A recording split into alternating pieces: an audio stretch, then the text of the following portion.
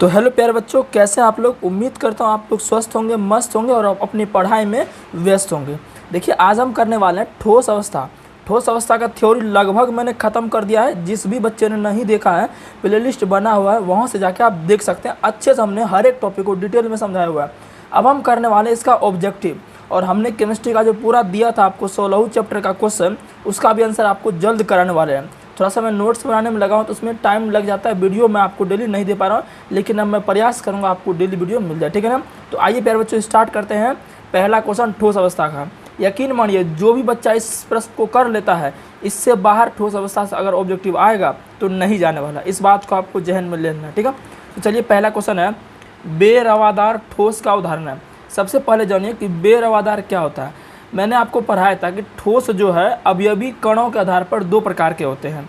एक आपका होता है क्रिस्टलीय ठोस और एक होता है अक्रिस्टलीय ठोस। तो प्यारे बच्चों ध्यान रखना है, क्रिस्टलीय का दूसरा नाम होता है रवादार। क्या होता है? रवादार होता है, ठीक है, रवादार ठोस। और जो अक्रिस्टलीय ठोस है, इसका दूसरा नाम होता है बेरवादार। क्या है? बेरवादार। तो ये आपको ध्यान रख लेना है, ठीक है ना। तो मैंने आपको ये भी बताया था कि रवादार को क्रिस्टलीय कहते हैं, बेरवादार को अक्रिस्टलीय कहते हैं। तो रवादार का मैंने आपको एग्जांपल लिखाया था। क्या होते हैं? जितने भी धातु होंगे सारे किस में आएंगे? रवादार में आएंगे। जितने भी यौगिक होंगे, आयनिक यौगिक, सारे किस में आएंगे? आपके रवादार में आएंगे। तो देखिए हीरा, ग्रेफाइट, नमक, ये तीनों आपका किस में आ जाएगा? ये आपका क्रिस्टलीय ठोस यानी कि रवादार में आ जाएगा। बचा खुचा एक रबर, रबर किस में आ जाएगा? बेरवादार में हो जाएगा। रबर के अलावा आप प्लास्टिक भी याद रख लीजिए, प्लास्टिक भी किस में आएगा? बेरवादार में आएगा। तो उम्मीद है कि ये क्वेश्चन आपको क्लियर हो गया होगा, ठीक है ना। आइए हम आगे बढ़ते हैं।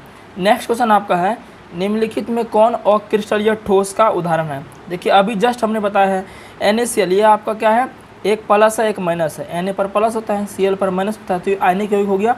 और आयनिक यौगिक तो आपको पता है आयनिक ठोस से होता है, और आयनिक ठोस क्रिस्टलीय ठोस का ही उदाहरण होता है। यानी ये तो नहीं होगा, जरन ये भी नहीं होगा। कांच और सिलिकॉन कार्बाइड में देखिए, तो प्यारे बच्चों ध्यान रखना है, कांच आपका क्या है? कांच आपका है अक्रिस्टलीय ठोस। क्या है? कांच हो गया, रबर हो गया, प्लास्टिक, ये सभी क्या होते हैं? आपके अक्रिस्टलीय ठोस होते हैं, ठीक है ना। आगे बढ़ते हैं। नेक्स्ट आपका है, HCP इकाई सेल में परमाणुओं की संख्या है। अब आपको समझना है कि HCP का मतलब क्या होता है। देखिए H माने हेक्सा, हेक्सा माने षटकोणीय, C मतलब क्लोज, P मतलब पैकिंग, यानी कि हेक्सागोनल क्लोज पैकिंग, षटकोणीय निविड संकुलन इसको हिंदी में बोलेंगे।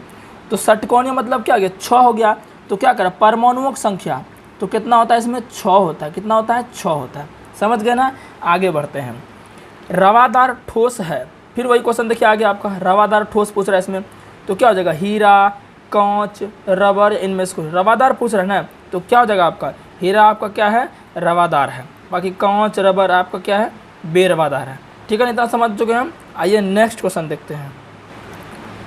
चलिए नेक्स्ट क्वेश्चन आपका है, एक धातु का रवाकरण यानी कि क्रिस्टलीय ठोस हेक्सागोनल क्लोज पैकिंग यानी कि HCP है, संरचनाओं में होता है। मतलब कि जो कोई धातु का जो क्रिस्टल होगा ना, वो किस में है? HCP के रूप में है। यानी कि उसमें जो संकुलन है वो आपका हेक्सागोनल क्लोज पैकिंग है, यानी कि षटकोणीय निविड संकुलन है।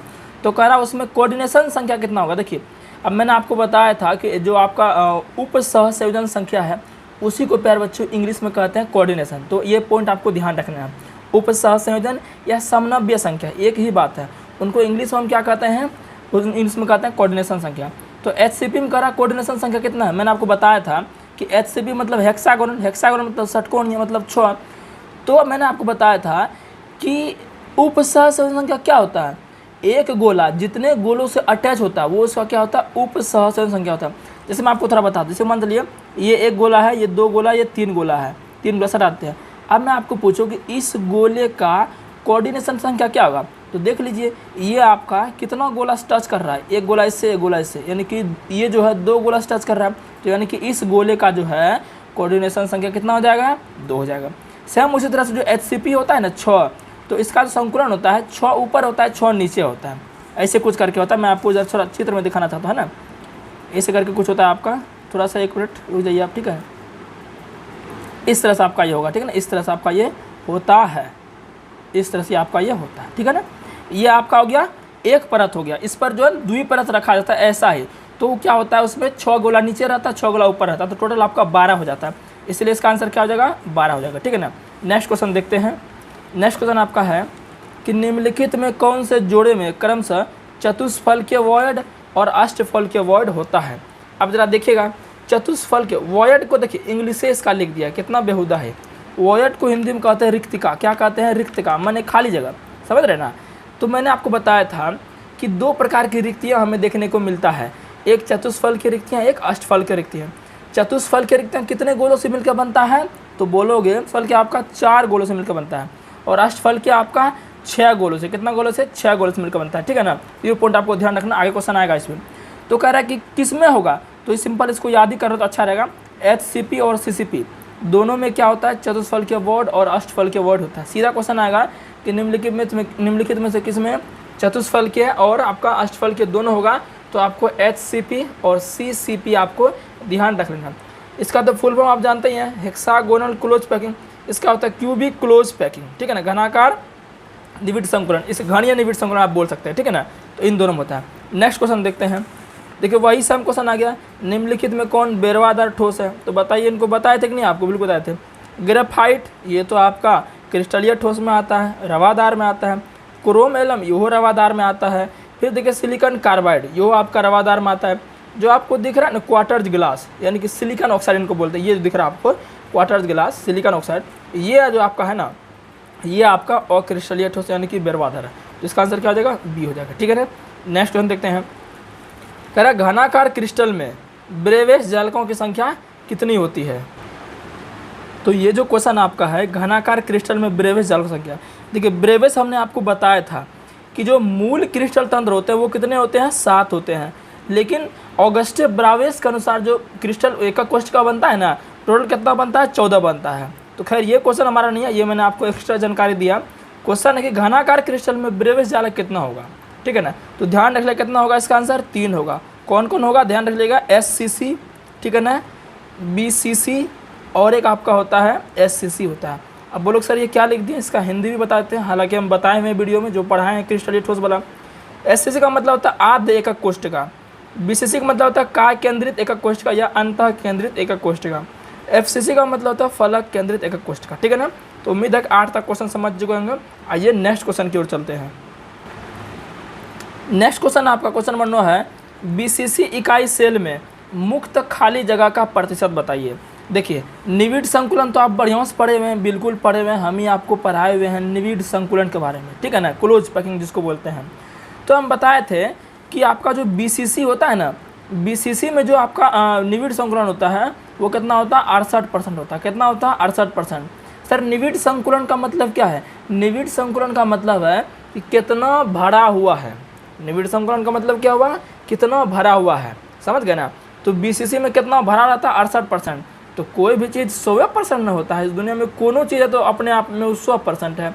तो 68% भरा हुआ। यहाँ पूछ के रहा कि खाली जगह कितना है, तो भाई 100 घटा दो, देख लो कौन आंसर आएगा। तो इसका आंसर क्या हो जाएगा? 32 हो जाएगा, ठीक है ना। और मैं बता देता हूँ, BCC में 68 हो गया, और जो FCC होता है ना, FCC, इसमें आपका 74%। कितना परसेंट? 74% आपका भरा रहता है। तो खाली कितना? 26%। तो खैर ये पूछ नहीं रहा है, मैंने आपको एक्स्ट्रा बता दिया। SCC जो होता है उसका आपका 52.4% भरा रहता है, ठीक है ना। बाकी आके आप समझ गए होंगे। एक अष्टफलक रिक्ति निम्नलिखित में कितने गोलों से घिरी होती है। देखिए अभी जस्ट मैंने आपको बताया था कि नहीं कि अष्टफलक कितना गोला से? 6 गोला से। नेक्स्ट क्वेश्चन आपका है, रवा में जब इलेक्ट्रॉन ऋणायन द्वारा खाली स्थान में पकड़ लिया जाता है तब कौन सा दोष होता है। अब रवा का मतलब आप क्या समझिएगा यहाँ पर? क्रिस्टल। क्या समझिएगा? क्रिस्टल समझना है, ठीक है, रवा मतलब। तो देखिए यहाँ पर F सेंटर का बात हो रहा है। क्या हो रहा है? F सेंटर का। जब सोडियम क्लोराइड क्रिस्टल से सोडियम का भाप गुजारा जाता है ना, तो सोडियम का जो प्लस होता है ना, सोडियम क्रिस्टल के एक जो इलेक्ट्रॉन होता है, मतलब आयन होता है, वो ले लेता है सोडियम प्लस वाला। तो वहाँ पर क्या इलेक्ट्रॉन की कमी हो जाती है, और क्रिस्टल को हमें उदासीन रखना है, समझ गए ना। तो इसलिए क्या होता है, वहाँ पर एक केंद्र बन जाता है जिनको बोलते हैं F सेंटर। क्या बोलते हैं? F centre. फर्वेन जनरेटर बोलते हैं। ये रंग का निर्माण करता है। किसका निर्माण करता है? रंग का। तो F सेंटर होता है, वो क्या होता है? F सेंटर, ठीक है ना। नेक्स्ट देखते हैं, निम्नलिखित में से किस प्रकार के दोष के कारण क्रिस्टल के घनत्व में कमी आती है। देखिए मैंने आपको पढ़ाया था शॉटकी दोष, अंतराकाशी दोष, रिक्तिका दोष, फ्रैंकल दोष, ये तमाम प्रकार के दोष मैंने आपको पढ़ाए हुए हैं। तो जिस बच्चे ने हमारा वीडियो देखा हुआ है, क्लास देखा हुआ, तो वो तुरंत आंसर कर देंगे ना। देखिए गाना तुम्हें कमी मतलब शॉर्ट लग गया, शॉर्ट माने कमी होना, तो शॉर्ट की दोस्त क्या हो गया, शॉर्ट की, सिंपल आंसर था शॉर्ट की दोस्त, ठीक है ना। नेक्स्ट देखते हैं, निम्नलिखित में कौन फेरो चुंबकीय पदार्थ, और ये लास्ट क्वेश्चन है। तो फेरो चुंबक पदार्थ कौन है, इसका आंसर हो जाएगा Fe3O4। क्या हो जाएगा, Fe3O4, ये आपका फेरो चुंबक पदार्थ है, ठीक है ना। तो उम्मीद है कि ये क्लास आपको अच्छा लगा होगा। जितने भी इंपॉर्टेंट प्रश्न बनते हैं, जो प्रश्न आपको पूछे गए थे हर साल विगत वर्षों में, वो हमने आपको करा दिया, ठीक है ना। आप कमेंट में ज़रूर बताइएगा कि आपका कितना सही हुआ है। 15 क्वेश्चन मैंने आपको करा है, कितना आपका सही हुआ। फिर हम नेक्स्ट क्लास में आपका कुछ अलग लेकर आएंगे, ठीक है ना। तो चैनल पर नए हैं सब्सक्राइब कर दीजिएगा, ठीक है, क्योंकि आपके एक सब्सक्राइब लाइक से हमें मोटिवेशन मिलता है और हम आपके लिए कुछ अलग करेंगे, ठीक है ना। धन्यवाद।